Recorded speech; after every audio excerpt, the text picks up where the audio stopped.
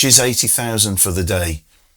You know, that's a big problem. If you don't get it right and you don't take that work back to base, you're not going to get paid. It was Dita Von Teese, and she was on my set. In this video, I'm going to give you the story.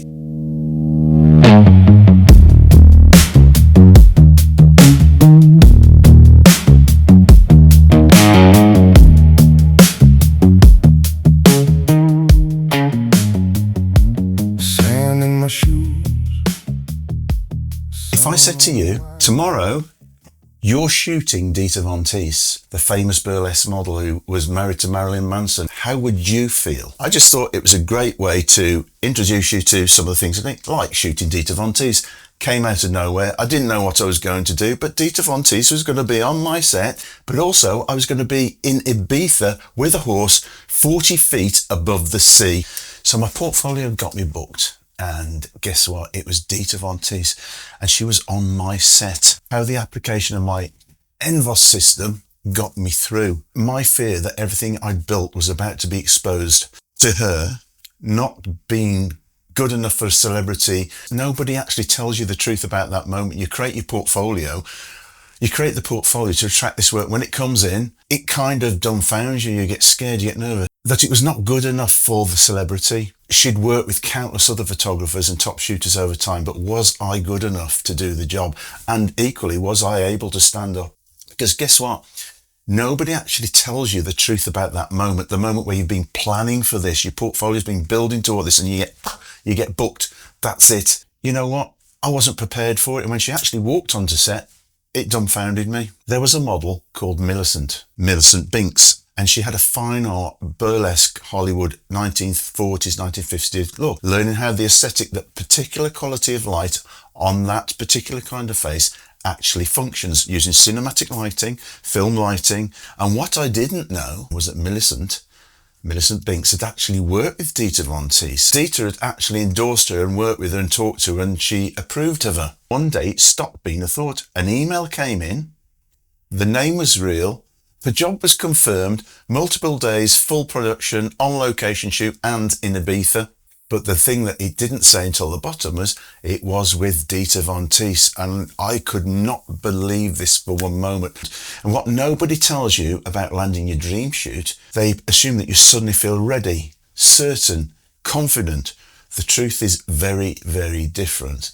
You feel the weight of it on your shoulders because it's no longer a practice. There's budgets, there's teams, there's expectations, and a model who knows, standing in front of your lens, who knows exactly how it should look, how she should feel, and how you should work. She's worked with the best photographers in the world. She knows what's good. She knows what good direction feels like, and she knows what the absence of it also feels like. There's nowhere to hide at that level. So you have to make that decision. You decide that doubt is not a tool that you can afford. A professional photography shoot at that level has no room for hesitation. The lighting was mastered, the presence had been studied. When Dita walks onto set, your mind either locks in or it doesn't. The NVOS system that I'm talking about that you can see helps you map it out and lock in. There's no middle position. There are no longer thinking about settings and about equipment. You have to watch how you are presenting yourself in front of the crew and in front of the talent. You're reading how the frame's coming together in real time. And that is what fashion photography at the level actually demands. It's not technical skill all the time. It's not this creative, technical lighting things. Yes, you need to have those. It's not as technical skill. It's perceptual speed. On a commercial shoot with a client, a full crew, and of course Dita Von Teese in front of you, in front of your lens, that's not a small problem if things go wrong. She's 80,000 for the day. You know, that's a big problem. If you don't get it right and you don't take that work back to base, you're not going to get paid. And that's the moment most photographers fall apart. Not because they don't know what to do, but because the hesitation is visible. And the moment that you hesitate on set, the set feels it. The talent feels it, the production feels it, the producer who booked you feels it. So here's a skill that saved the shoot. So you adjust quietly and deliberately. You move the light as though it's not a big thing and you're just testing it. You shift the position, you refine the frame, you ask the model to move, you pull things in. In your mind you're busy, but outside you look nice and calm. You don't break the energy of the set. You keep that energy consistent. That is what separates a photographer with experience and knowledge from a photographer with just good intentions. I didn't expect this moment at all. I really hadn't prepared for this. The inner mindset resolves. You start floating and you start getting into the fast lane. And you know it in an instant when that happens and you don't question it. Photographer believes that the gap between them and the level is equipment or access or luck. It's none of those things, honestly.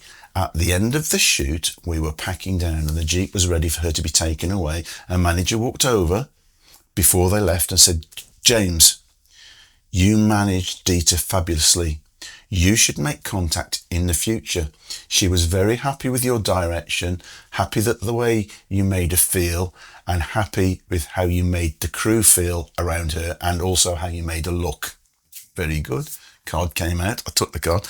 This is the only review that matters on a shoot like that. The fact that Dita Von Teese left that set feeling seen, directed and respected by me. This is the result of building that mindset, of building the right instincts. Without further ado, I'd like to say thank you for watching this. Hope you saw some of the behind the scenes, understand the benefits of working correctly as a photographer rather than thinking it's about cameras, tripods, software. It's not. You've got to get the business of knowing first. With that in mind, it's James Nader over and out. I'll see you on the next one.